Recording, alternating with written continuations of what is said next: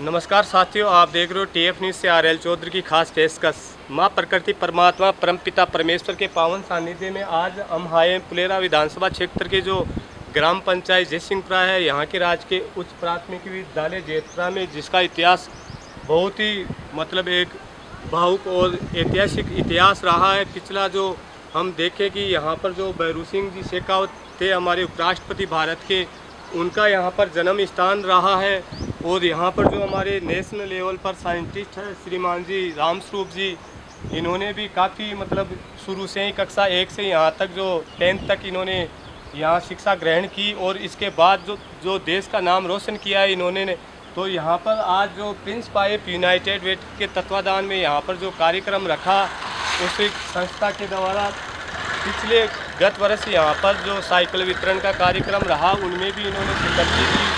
तो ये किस प्रकार से संस्था को धन्यवाद ज्ञापित करना चाहते हैं? धन्यवाद टीएफ न्यूज़ से रामेश्वर जी, आपने मुझे मौका दिया बोलने के लिए। आज जो ये यूनाइटेड वे और जो प्रिंस पाइप्स के संयुक्त तत्वावधान में इस राजकीय विद्यालय में शौचालय भवन के निर्माण का फाउंडेशन लेइंग सेरेमनी थी, जिसमें कृषि विश्वविद्यालय जोबनेर के निदेशक प्रसार डॉक्टर शीश राम ढाका साहब जो मुख्य अतिथि थे, और ये जो एनजीओ है, इन्होंने इस क्षेत्र में काफ़ी अच्छा कार्य किया है।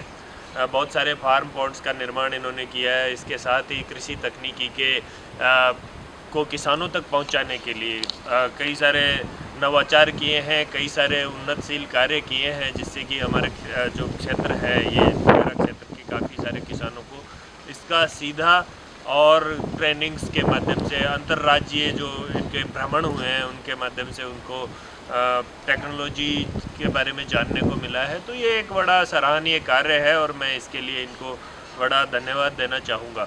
साथ ही जो मैंने यहाँ पे इस विद्यालय में शहीद आनंद सिंह राजकीय उच्च माध्यमिक विद्यालय जैतपुरा में अभी देखा, तो देखने में आ रहा है कि बहुत सारे बच्चे हैं जो यहाँ पे पढ़ सकते हैं, परंतु आजकल एक चलन में आ गया है कि प्राइवेट स्कूलों में ही पढ़ाना है और उससे इसमें बच्चों की संख्या कम हो रही है।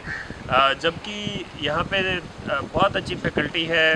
मैं जो विद्यालय के जो अध्यापकगण हैं, टीचर्स हैं, लेक्चरर हैं, प्रिंसिपल साहब, मैं उनसे भी मिला, तो बहुत ही कॉम्पिटेंट फैकल्टी है, अच्छा पढ़ाते हैं। और मैं तो इस चैनल के माध्यम से आह्वान करना चाहूँगा जो पेरेंट्स हैं उनको कि इस तरह के काबिल लोग हैं, उनसे अपने बच्चों को आप यदि यहाँ पे डालेंगे तो उनके लिए भी फ़ायदेमंद होगा। और दीर्घकालिक रूप से अगर हम देखें तो अच्छा शिक्षक ही एक अच्छे समाज का मार्ग प्रशस्त कर सकता है।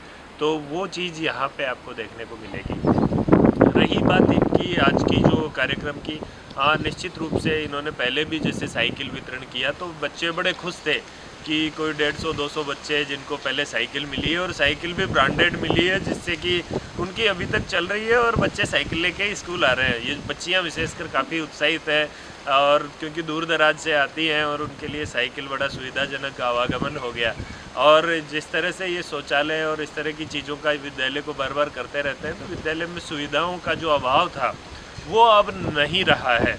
और इनका जो नई किस्में किसानों को देते हैं, फार्म पॉन्ड का निर्माण करते हैं, जल की उपयोग दक्षता बढ़ाने के लिए ये लोग जो ड्रिप है, स्प्रिंकलर है, उसका उपयोग को प्रोत्साहन किया है। और इस क्षेत्र में मैंने देखा है, जैसे कि जयसिंहपुरा पंचायत की बात करें तो करीब 200 ऐसे फार्म पॉन्ड बन चुके हैं जहाँ पे खेती बंजर हो गई थी, ज़मीनें खाली पड़ी रहती थी, किसान सिर्फ साल भर में एक खेती खरीफ के मौसम की फसल लेते थे और वो भी कई बार ख़राब हो जाती थी।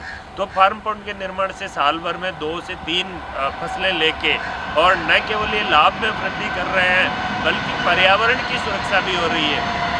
इस क्षेत्र का अगर पिछले कुछ सालों में तुलनात्मक अध्ययन किया जाए तो भूजल स्तर है उसमें बढ़ोतरी हुई है।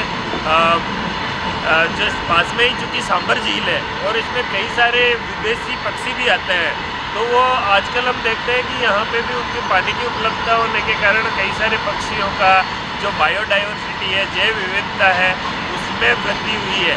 और किसान अपने यहाँ पर खुद की जो किचन गार्डन लगाते हैं, विशेषकर छोटे छोटे एरिया में, क्योंकि पानी उनके पास उपलब्ध हो गया तो सब्जियों की खेती भी शुरू करी है बहुत सारे लोगों ने, और घर पे उगाई हुई सब्जियां लेते हैं जो कि रसायनों से मुक्त होती है।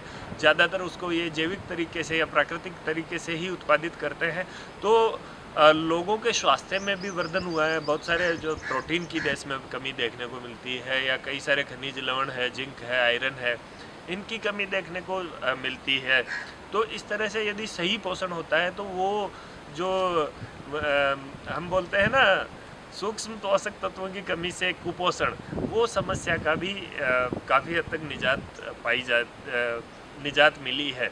और जो पशुधन है विशेषकर, उसको तो ये एक फार्म पॉन्ड वाली जो कॉन्सेप्ट है ये क्रांतिकारी रूप लेकर आई है। हरा चारा लोग लेते हैं उससे कि जो पशु है उनका दुग्ध उत्पादन भी बढ़ा है और उनका स्वास्थ्य भी ठीक रहने लगा है। और जो ग्रामीण क्षेत्र के कई युवा थे उनको पलायन करना पड़ता था मजबूरी में, यहाँ से जयपुर जाते थे। कई बार ये होता है कि घर में एक ही आदमी हो तो वो बाहर जाके काम करना बड़ा मुश्किल रहता है। तो खेती में यदि फार्म पॉन्ड का ये इस तरह से उपयोग करके और समन्वित कृषि प्रणाली अपना रहे हैं, ये फल वृक्षों को खेतों में खेती के साथ समावेश कर रहे हैं कृषि प्रणाली में, तो उससे इनको लाभ मिला है और ये निश्चित तौर से इसके दूरगामी परिणाम होंगे। डॉक्टर साहब, मैं एक बात पूछना चाहूँगा आपसे कि ये जो 7 गांवों के मध्य में ये स्कूल स्थित है, यह पहले कभी पुलिस चौकी हुआ करती थी, इसका इतिहास बताता है कि इसके बाद में प्राइमरी हुई, फिर मिडिल हुई, अभी सीनियर है, तो ये कॉलेज का रूप आपके हिसाब से ले सकती है क्या?